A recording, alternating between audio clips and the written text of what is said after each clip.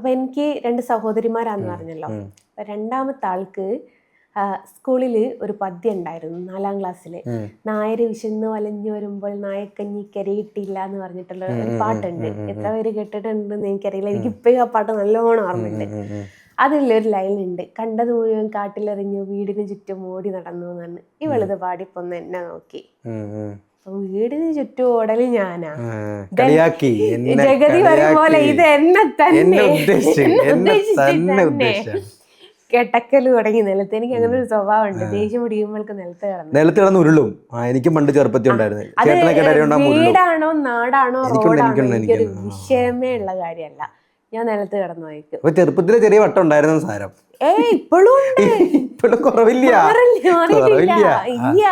നാം എല്ലാം ചികിത്സിച്ച് നോക്കി, എല്ലാരും കൈ ഒഴിഞ്ഞു, നടപടിയില്ല. അങ്ങോട്ട് പോട്ടെ.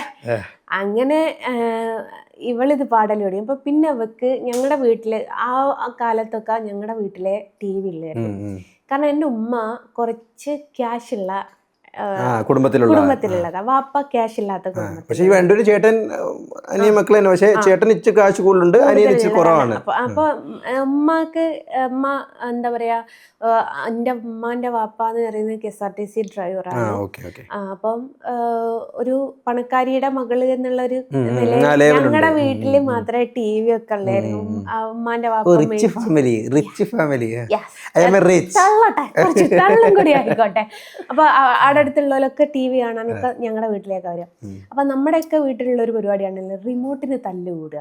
അന്ന് ആകെ ദൂരദർശൻ മാത്രമേ കിട്ടിയെങ്കിലും ഈ റിമോട്ടിന് തല്ലുകൂടൽ വീട്ടിലുണ്ട്. അപ്പോൾ റിമോട്ടിന് തല്ലുകൂടുന്ന സമയത്ത് ഏട്ടത്തിമാര് പാട്ട് പാടൽ തുടങ്ങി. നായര് വിശന്ന് വലഞ്ഞു വരുമ്പോൾ തന്നെ അത് മതി എനിക്ക്. അങ്ങനെ അതിലെന്തോ കിണ്ണൊക്കെ എടുത്തെറിഞ്ഞ് എന്നുള്ളതൊക്കെ ഉണ്ട്. ഇത് ഉമ്മാമ കേട്ട സമയത്ത് ഉമ്മാമ പറഞ്ഞു, നമുക്ക് വിളക്കിണ്ണാന്ന് വിളിക്കാന്ന് പറഞ്ഞു.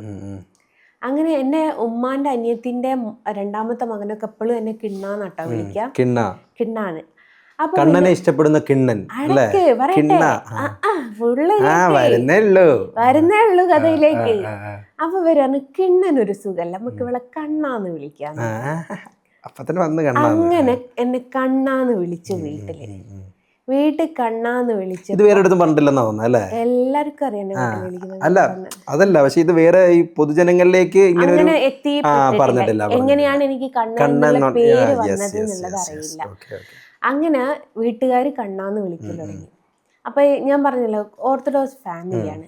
ഈ മൊയ്ലൂദ് അങ്ങനെ പിടിച്ചിട്ടുള്ള എല്ലാ പരിപാടിയും എൻ്റെ അമ്മോൻ നടത്തുന്ന, അമ്മോനെന്ന് വെച്ചാൽ ഒട്ടുക്കമ്മലത്തെ വിശ്വാസിയാണ്. എൻ്റെ വാപ്പ കുടുംബം വിശ്വാസിയാണെങ്കിൽ പോലും വിദ്യാഭ്യാസമുള്ള ആൾക്കാരാണ്. ഉമ്മ കുടുംബം അങ്ങനല്ല, വിദ്യാഭ്യാസം അല്ലാത്ത ആൾക്കാരാണ്. അവർക്ക് മതം കഴിഞ്ഞിട്ടേ വേറെ എന്തുള്ളൂ, അങ്ങനത്തെ ആൾക്കാരാണ്.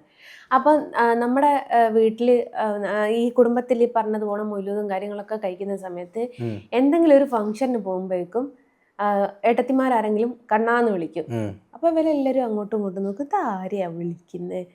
അപ്പൊ പറയും എന്നെയാന്ന് പറയുമ്പോ പിന്നെ ഈ ജാഥ വിളിക്കുന്നതിന്റെ മാതിരിയാ നടക്കുന്നേക്കൊക്കെ കണ്ണ കണ്ണ. എൻ്റെ പൊന്നാര മക്കളെ, എത്ര ഞാൻ കരഞ്ഞിട്ടുണ്ടെന്നറിയോ. എൻ്റെ ചില രാത്രികളുണ്ടല്ലോ, തുറന്നു പറയുന്നതിന് എന്താ, എൻ്റെ കുട്ടിക്കാലത്തെ ചില രാത്രികൾ ഞാൻ കരഞ്ഞ് തളർന്നുറങ്ങുകയെന്ന് അറിയില്ലേ, അങ്ങനെ ഞാൻ ഉറങ്ങിയിട്ടുണ്ട്. എന്തിനാണ് ഇവരെന്നോട് ഈ ദ്രോഹം ചെയ്യുന്നത്, എന്തിനാണ് എന്നെ ഈ കണ്ണാന്ന് വിളിക്കുന്നത്, എനിക്ക് കണ്ണൻ ആരാന്ന് പോലും അറിയില്ല.